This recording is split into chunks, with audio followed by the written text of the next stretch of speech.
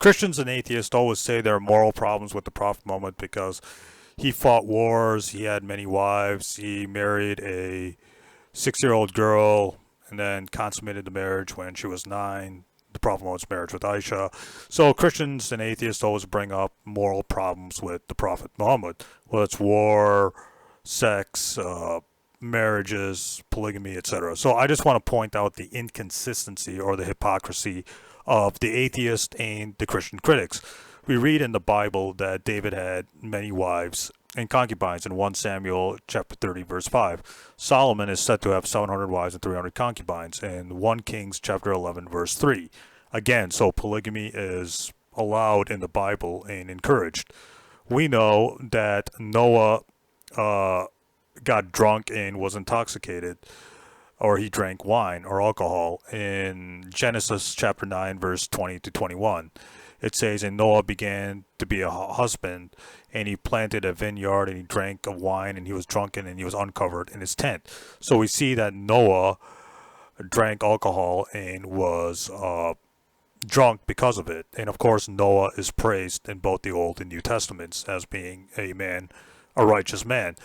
Abraham, who is considered God's friend, and God's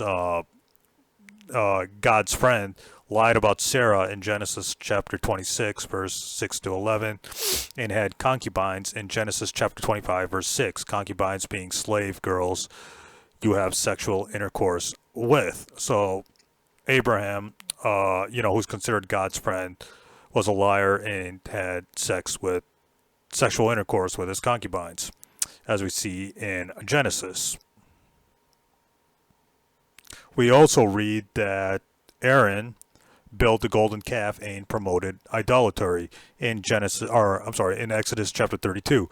So Aaron was, according to the Bible, according to the Old Testament, Aaron built the golden calf and promoted idol worship, which is the worst sin you can possibly do in the Old Testament. One of the worst sins you can do in the Old Testament. It goes against the 10 Commandments, which is you shall not have any other gods besides me, or you shall not worship any gods besides me.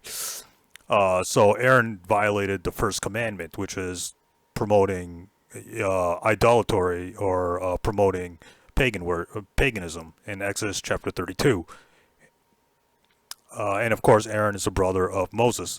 So the conclusion here is that if atheists and Christians want to say there are moral problems with the Prophet Muhammad, then they have to admit the same thing with the Bible and provide another set of objective standards for morality. They won't be able to do so. Of course, David, Abraham, Noah, Aaron are all praised in the Bible.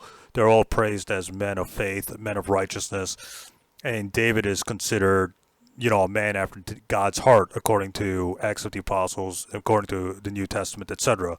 So atheists and Christians are inconsistent and hypocritical when they say there are moral problems with Prophet Muhammad.